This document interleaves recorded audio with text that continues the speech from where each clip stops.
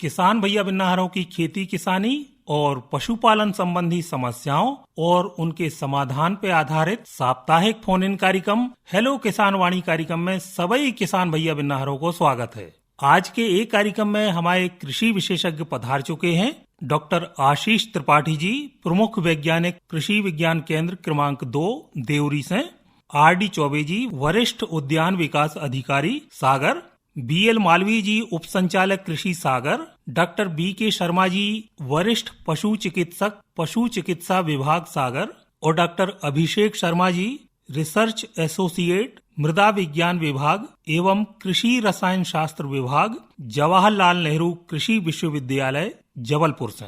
तो आप सभी जनों को ये कार्यक्रम में स्वागत है और किसान भैया बिन्नाहरों के ये कार्यक्रम में फोन भी आवो शुरू हो गए हैं। तो आओ देखाते हैं पहले फोन पे को हैं।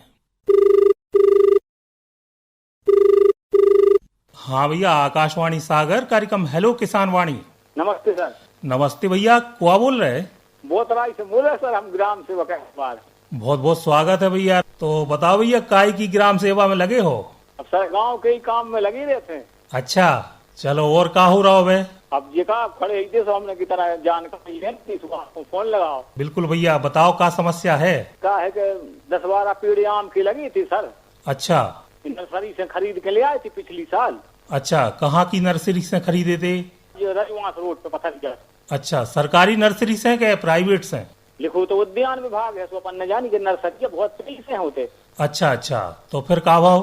सरसों में से कम 5-6 पेड़ मर गए हैं और 5-6 बचे हैं और एक ही साल भाव है जी। चलो भैया, ये बारे में आपको जानकारी दे रहे हैं, आपकी समस्या को निदान करवाए दे रहे हैं जी। सुनो ध्यान से। देखिए, जब भी हमें पौधरोपण करना है तो हमारी प्लानिंग पहले से होनी चाहिए जी। हम अप्रैल के महीने में या मई के पहले सप्ताह में हम बड़े आकार के जो वृक्ष, जैसे आम की बात आपने की, इसके लिए 3 फीट लंबा, 3 फीट गहरा और 3 फीट चौड़ा जी, इतना बड़ा गड्ढा हमें खोदना चाहिए।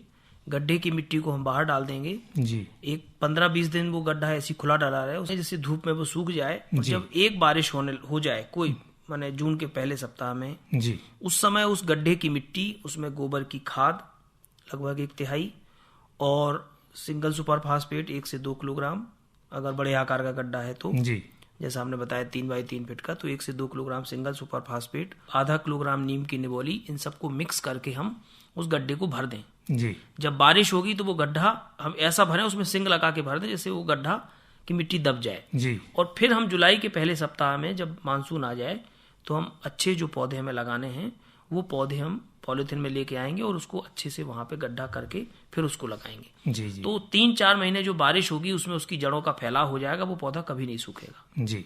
सामान्य तौर पे हम क्या करते हैं कि जैसे ही बारिश हुई, हम पौधे लेके आए, हमने एक फावड़ा इधर मारा, एक उधर मारा, छोटा सा गड्ढा किया और पौधे को लगा दिया जी। वो कालांतर में उसकी जड़ें अच्छी विकसित नहीं हो पाती हैं, वो सूख जाता है। या फिर जहां पे उन्होंने पौधा लगाया वहां पे हार्ड मिट्टी होगी, इसलिए पौधा सूख गया जी। तो हमारे सभी श्रोता भैया रहे ध्यान रखें ये बात को कि वृक्षारोपण करने के पहले कौन कौन सी सावधानी रखने हैं जिससे वृक्ष आगे ना सूखे। और जो अगलो फोन, हेलो। हेलो किसान वाणी से। हाँ भैया, आकाशवाणी सागर कार्यक्रम हेलो किसान वाणी। गुड्डू चौबे बोल रहे हमारी ढूंढा से। गुड्डू भैया, बहुत बहुत स्वागत है आपको ये कार्यक्रम में जी। बताओ भैया, क्या हो रहा हो अबे? अब हम क्या सोचा है, गेहूँ किसी या चना मना को भंडारण करने, तो की विधि बताओ कि घोने ने वो कौन से तरीका से रखें, या टंकी भी ले लें तो टंकी में रख दें, बीज के लाने। अच्छा अच्छा, तो भैया भंडारण आप बीज के लाने करवो चाहत हो के खावे के लाने? अब तो दो ही चीजों को करने कहा, खावे भी चाहने और बीज को भी चाहने, दो ही चीजों को। तो खावे की अलग बता दे कैसी रखे। और बिल्कुल भैया, हालांकि वो के अलग अलग तरीका होते हैं जो विशेषज्ञ बताओ थे अपने जी। चलो भैया, आपको जानकारी दे रहे हैं डॉक्टर आशीष त्रिपाठी जी, सुनो ध्यान से। ऐसा है कि नमस्कार चौबे जी। क्या है कि जब हम भंडारण करते हैं, चाहे हम बीज के लिए करें चाहे हम अनाज के रूप में भंडारण करें, हमेशा साफ बीज करके, मतलब जिसको छनाई अपन कहते हैं, छनाई करने के बाद ही हमें भंडारित करना चाहिए। दूसरी बात ये कि जिस बीज को हमें खाने के उपयोग में लेना है उसमें हम रसायनों का उपयोग ना करें, बल्कि उसको अच्छे से सुखा लें सारे बीज को या अनाज जो भी है उसको, और नए बोरों में, साफ सुथरे बोरों में हम उसका भंडारण करें।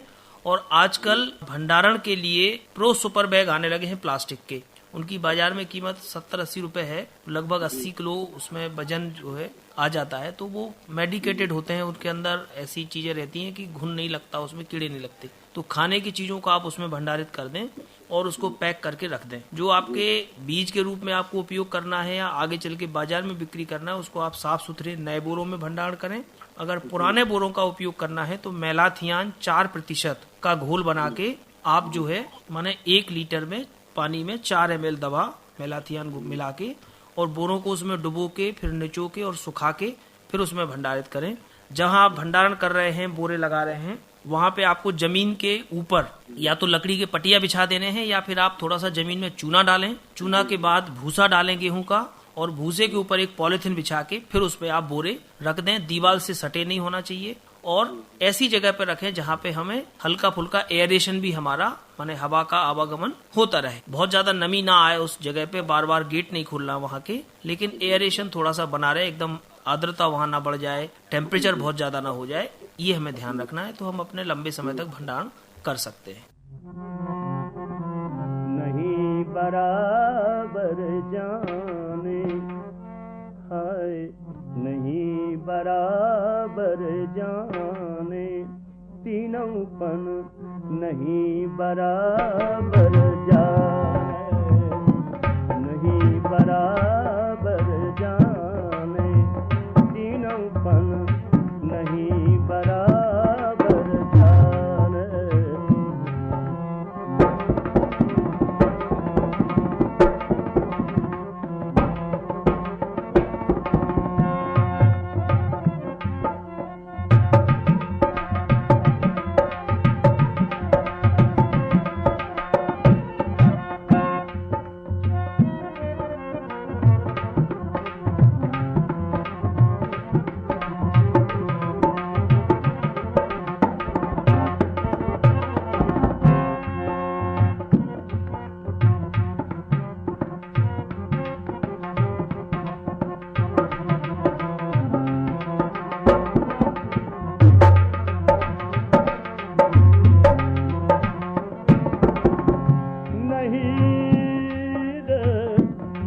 नहीं बराबर जाने, तीनों पन नहीं बराबर जाने।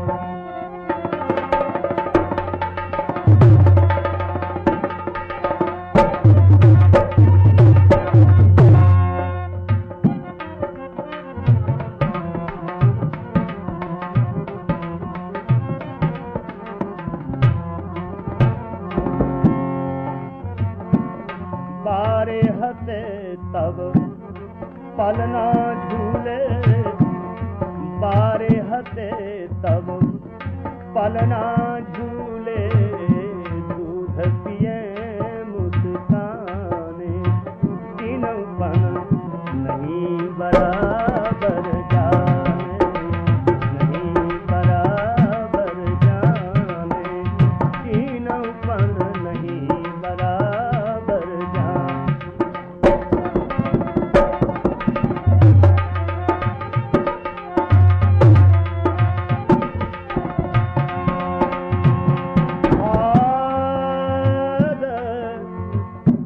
नहीं बराबर जाने, तीनों पन नहीं बराबर जाने।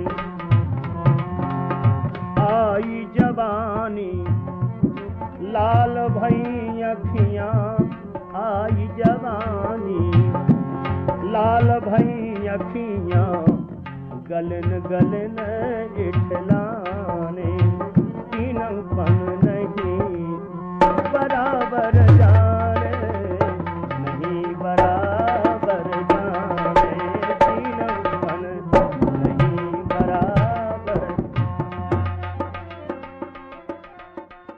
और जो अगलो फोन। हेलो। जयराम जी सर। जयराम जी भैया, आकाशवाणी सागर कार्यक्रम हेलो किसान वाणी। सर रामलाल बोल रहे हैं हमारे संजय। तो बहुत बहुत स्वागत है आपको ये कार्यक्रम में। बताएं भैया, क्या समस्या पूछ रहे थे? सर क्या समस्या हुई है सर कि हमारा एक बसवा है गाय को थोड़ा पिछला वाले बहुत ज्यादा और पनप भी नहीं रहा लगा मैं थोड़ा। अच्छा, किल्ली लगी है? हाँ किल्ली भी लगी और पनप भी नहीं रहा सर। पनप नहीं रहा है। जी सर, पैर से लगन बराम से रहता है, दूध भी दे रहा है सर। तो और कितने साल को होगा? सर 2-2.5 महीना को। अच्छा, 2-2.5 महीना को है। जी सर। चलो भैया, आपको जवाब दे रहे हैं डॉक्टर बीके शर्मा जी, सुनो ध्यान से। ठीक है, देखिए आपका बछड़ा यदि 2 माह का हो गया है तो अभी तक आप उसको 4 बार डिवर्मिंग करा चुके होते। यदि आपने कराई है तो बहुत बढ़िया है, नहीं कराई है तो आज ही से आप डिवर्मिंग शुरू कर दें। 2 माह का बछड़ा है। 30 ml एल्बेंडाजॉल की जो दवा है सरकारी अस्पताल में भी उपलब्ध है, मार्केट में भी उपलब्ध है। आप लेके दूध पिलाने के तुरंत पहले उसको दें। इसके बाद एक बहुत सारे मिनरल्स का मिला जुला रूप एक चटनी बाजार में उपलब्ध है, वो 30 ग्राम प्रतिदिन डिवर्मिंग कराने के बाद आपको देना है। और दूसरा यह भी देखना है कि बछड़े को आप जब दूध पिला रहे हैं और ज़्यादा वजन नहीं बढ़ रहा है, हेल्थ नहीं बढ़ रही है, कृमि वाली दवा आप दे देंगे, प्रति माह देना है। अभी आप 2 बार दे देना 15-15 दिन के अंदर से, यदि आपने पूर्व में नहीं दी है। और यदि आप दे रहे हैं तो अभी आपको 7 माह की उम्र तक लगभग प्रति माह आपको कृमि वाली दवा देना है। और बछड़े को जब भी दूध पिलाएं तो पहले जब हम पाना छोड़वाने के लिए शुरुआत में बछड़ा छोड़ते हैं तभी आप 2 मिनट तक पूरा पिला दें, उसके बाद का दूध ना पिलाएं। कई बार क्या होता है, जब हम बाद का दूध पिलाते हैं तो फैट परसेंटेज उसमें ज़्यादा होता है और हमको ये निश्चित मात्रा नहीं पता होती कि उस बछड़े ने दूध कितनी मात्रा में पी लिया है। अगर आप शुरू में पिलाएंगे तो वो निश्चित मात्रा में ही होगा। उसके बाद पूरी गाय को आप लगा लीजिए। यदि आपको पिलाने का पैटर्न बदलना है तो आप ये भी कर सकते हैं कि थोड़ा सा पिलाया, जैसे ही लेट डाउन ऑफ मिल्क हुआ, मतलब गाय ने पाना छोड़ दिया, उसके बाद आप खींच लीजिए और पूरा दूध लगा लीजिए। बाद में आप उसको बाल्टी में रखकर और तसले में रखकर भी दूध पिला सकते हैं। ये बहुत अच्छा पैटर्न है। इसमें हमको ये पता चल जाता है कि हमारा बछड़ा आधा या 1 लीटर नपा हुआ दूध कितना पी रहा है। और यदि हम डायरेक्ट छोड़ देते हैं तो कई बार गाय दूध को रोक लेती हैं, देखा गया है कि बाद में रोक लेती हैं और फिर जैसे ही बछड़े को हम छोड़ते हैं तब वो रिलीज करती हैं, तो इसमें उसकी मात्रा का पता नहीं चलता और कृमि की संख्या, कृमि का जो लोड है, वजन है, उसको संख्या बढ़ जाती है और वो अपनी उस स्पीड से ग्रोथ नहीं करती। जी, बहुत बहुत धन्यवाद, आपने ये कार्यक्रम में फोन लगाओ। और ये कार्यक्रम में पधारे डॉक्टर अभिषेक शर्मा जी, जो रिसर्च एसोसिएट हैं मृदा विज्ञान विभाग जबलपुर में, तो उनसे हम जानना चाहते हैं कि किसान भैया रहे जैविक खादों, खासतौर से गोबर की खाद है और कंपोस्ट खाद है, तो को प्रयोग बोनी के पहले खेत में कैसे और कब करें? किसान भाइयों नमस्कार। सबसे पहले ये अपने केंचुआ खाद है और वर्मी कंपोस्ट है और भी अन्य जैविक खादें हैं, उनका उपयोग अपन जब ही कर सकते हैं जब खेत में नमी हो। ये मतलब बुवाई से पहले अपन उसको खेत में उपयोग कर सकते हैं। और बुवाई के बाद जैव उर्वरक हैं, जैसे राइजोबियम है और पीएसबी है और पोटेशियम घोलक है, उसको अपन बुवाई के बाद बीज उपचार के रूप में इसको अपन प्रयोग कर सकते हैं। तो निश्चित तौर पे ये जानकारी को लाभ अपने किसान भैया रहे जरूर उठे हैं। और ये बीच एक श्रोता हमसे जुड़ चुके हैं, सुन लें उनकी बात। हेलो। हेलो। हाँ भैया, आकाशवाणी सागर कार्यक्रम हेलो किसान वाणी। हाँ, सलमान बोला से। सलमान भैया, बहुत बहुत स्वागत है आपको ये कार्यक्रम में। नमस्कार। नमस्कार। क्या हो रहा भैया? अब नहीं, बखन्नी हो रही है। बखन्नी हो रही है? हाँ। पानी आनी को झला गिरेगा एक आध? अब नहीं गिर रहा अपने से, अब बल्कि नहीं गिर रहा, की चल रही है। तो बताओ भैया, क्या जानकारी चाहिए आपको? सोयाबीन की पूछने हैं। अच्छा, सोयाबीन के बारे में क्या पूछने हैं? कौन से किस्म बोगे? कौन सी किस्म लगाने? हाँ। तो कितने क्षेत्र में लगाने भैया? 20 एकड़ में। 20 एकड़ में? हाँ।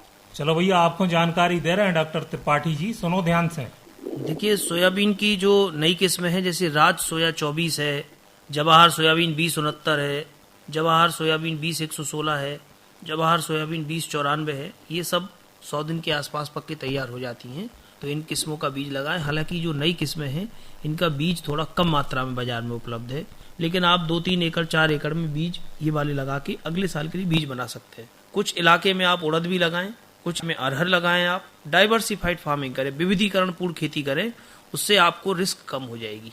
तो एक बड़े इलाके में कोई फसल हमें लगाने की बजाय थोड़े थोड़े इलाके में कई फसलें लगानी चाहिए। जहाँ पानी रुकता है, पानी भरता है, वहाँ पे हम धान की बोनी भी कर सकते हैं। धान की जो नई किस्में हैं, JR10, JR 206, MTU 1010 है ना, इनका उपयोग कर सकते हैं। मक्का भी बोना, कौन सी किस्म बोना? मक्का भी, मक्का में 2 तरह के बीज हैं, एक तो हाइब्रिड हैं, तो आप हाइब्रिड बाजार से ले लें, और दूसरे कंपोजिट वैरायटी हैं, जैसे JM 216 है, JM 218 है, JM 215 है, HQPM1 है। इन किस्मों का बीज जो है आपको बीज निगम में मिलेगा, कृषि विज्ञान केंद्र में मिलेगा, तो वहाँ से आप इसको ले सकते हैं। ठीक है, धन्यवाद, नमस्कार। धन्यवाद भैया, आपने ये कार्यक्रम में फोन लगाओ। और जो अगलो फोन, हेलो। हाँ जी। हाँ भैया, आकाशवाणी सागर, कार्यक्रम हेलो किसान वाणी। हाँ जी, हाँ जी। वो बोल रहा भैया? देवदयाल प्रजापति बोल रहे जी। चलो, बहुत बहुत स्वागत है आपको ये कार्यक्रम में। हाँ जी। बताओ भैया, क्या जानकारी चाहिए? ये टमाटर लगाए हैं जी। टमाटर लगाए हो? हाँ जी, तो ये इसमें से पेड़ अपने आप कट के गिर रहे हैं। कितने क्षेत्र में लगाए भैया टमाटर? वो ज्यादा तो नहीं लगाए, कम से कम 100 ग्राम बीज लगाया था। चलो ठीक है भैया, आपको जानकारी दे रहे हैं आरडी चौबे जी, सुनो ध्यान से। हाँ, ये कह रहा था टमाटर के पौधों में आप पहले तने के आसपास एक पौधा खराब करके आप देख लीजिए तने के अंदर कोई इल्ली या कोई कीड़ा तो नहीं काट रहा जो उसमें छेद करके तने में आपके पौधे को नष्ट कर रहा है। तो इस तरह की यदि शिकायत आ रही है, पहले आप उसकी पुष्टि कर लीजिए। इसके बाद यदि कोई इस तरह की समस्या है तो आपको उसमें इंडोसिल या इंडोसल्फान का प्रयोग करना है। अपना 2.5 ml दवा प्रति लीटर पानी मिला के 15-15 दिन के अंतर से आप इस्तेमाल करें उसका। और यदि इसके बाद आराम नहीं लगता तो आप पौधे की जो शाखा लेके और हमारे कृषि विज्ञान केंद्र में आके अपना उपचार भी करा सकते हैं उससे, यदि इससे निराकरण नहीं होता है तो। ठीक है भैया, बहुत बहुत धन्यवाद, आपने कार्यक्रम में फोन लगाओ।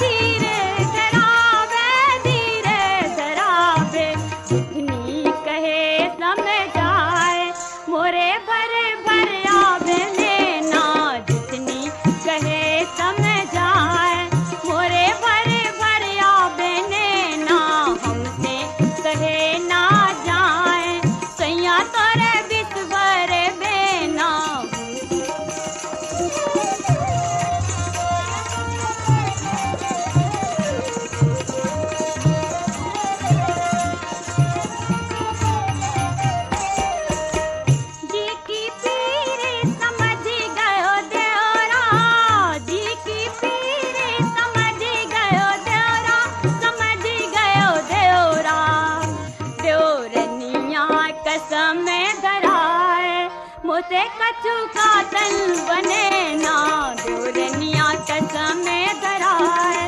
मोसे कछु का तन बने ना हमसे कहे ना जाए राजा तोरे विश्वर बेना।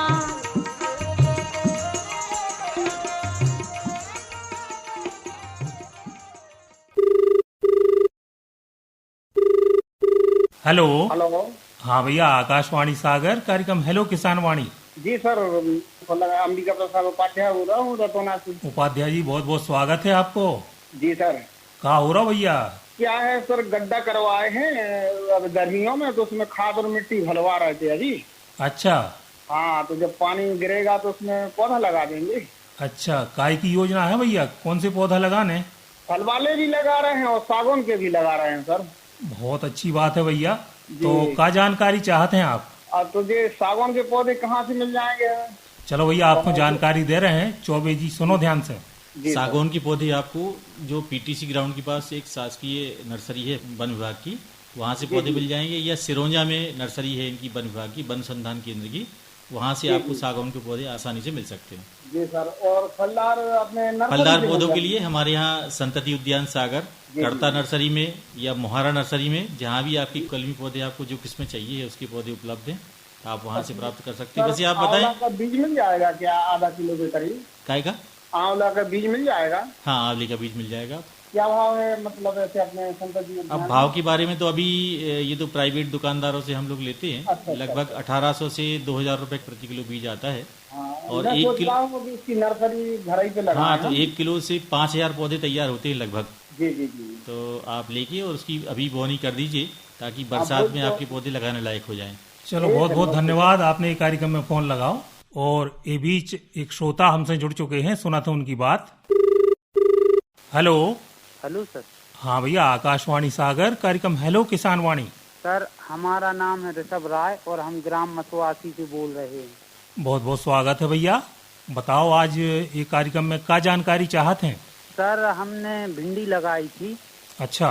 तो वो में हम जो चाह रहे हैं सर के हमने बात तोड़ तो ली है, अब बहुत सी बात तोड़ ली है। अच्छा। सुबह और लंबे समय तक कैसे चल है और उसमें कोई भी रोग वगैरह ना लगे, वो की जानकारी चाह रहे थे। बहुत अच्छा प्रश्न है भैया। चलो, आपके लाने जानकारी दे रहे हैं। देखिए, भिंडी की फसल आपने लगाई है, गर्मी की फसल लगाई होगी, और आप सोच रहे हैं कि भिंडी की तुड़ाई करने के बाद हम उसको लंबे समय तक कैसे लगा रखें, बरसात तक चलाएं, कैसे चलाएं। उसके लिए करना ये होगा आपको कि 1 फीट ऊपर से पूरी भिंडी को किसी तेज धार वाले चाकू से या कैंची से आप उसको काट के अलग कर दें ऊपर के हिस्से को, और उसमें 2% यूरिया का स्प्रे करें। और यदि आपके पास कोई पौध वृद्धि नियामक है बाजार से आप क्रय करके, उसका स्प्रे करके भी आप उसमें वो कर सकते हैं जी। उसमें क्या होगा कि इसमें नए सकर्स निकलेंगे उसमें से, और आपकी फसल फिर से पुनः तैयार हो जाएगी, और आपको फसल 45 दिन बाद आपको फल प्रारंभी हो जाएगा दोबारा। जी सर। चलो, बहुत बहुत धन्यवाद, आपने ये कार्यक्रम में फोन लगाओ। एक कार्यक्रम में उप संचालक कृषि डॉक्टर BL मालवीय जी भी पधारे हैं, तो उनसे हम जो जान वो चाहते हैं कि किसान भैया आ रहे हैं, अब खास तौर से खरीफ को मौसम आ रहा है, तो ओके पहले कौन कौन सी फसलों की तैयारी रखें और काका तैयारी रखें, ये बारे में कुछ बताएं। किसान भाइयों नमस्कार। अभी खरीफ की तैयारी का काम चल रहा है। हमारे किसान भाई खेत की तैयारी में जो भी भूसा पुरानी फसलों का पड़ा है, अवशेष पड़े हैं, उसकी सफाई के लिए हम देखने में आ रहा है कि इकट्ठा करके आग लगा रहे हैं। तो ये ठीक नहीं है। किसान समझ रहे हैं कि ये बड़ा सस्ता और सरल विधि है जिसमें कि आग लगा दो और खेत साफ हो जाएगा, लेकिन आप देखते हैं जहाँ पर आग जलती है उस जगह मिट्टी हमारी सीमेंट जैसी हो जाती है और वो पानी में भी फिर गलती नहीं है जी। तो किसी भी परिस्थिति में हमें आग नहीं लगाना है। आग केवल चूल्हे में ही अच्छी होती है जो हमारा खाना पकाती है, इसके बाद वो बाहर सब दूर नुकसान ही करती है।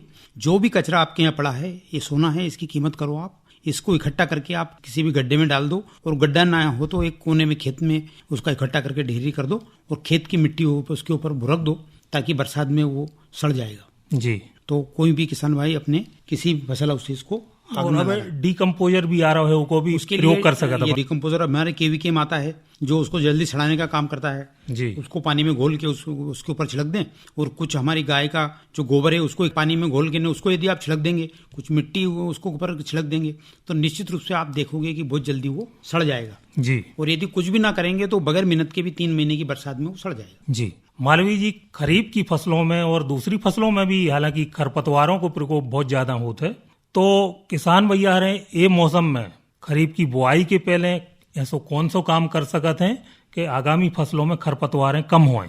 जनरली तो किसान भाइयों 3 साल में एक बार हमें डीप प्लाव कर देना चाहिए जी। गहरी जुताई जी। मिट्टी पलटने वाले हल से हम गहरी जुताई कर देते हैं, तो जो भी सरफेस भूमि के सतह पे जो बीज होते हैं, घास पात के बीज होते हैं, ये लगभग 6-7 इंच नीचे चले जाते हैं, तो उस खेत में नींदा होता नहीं।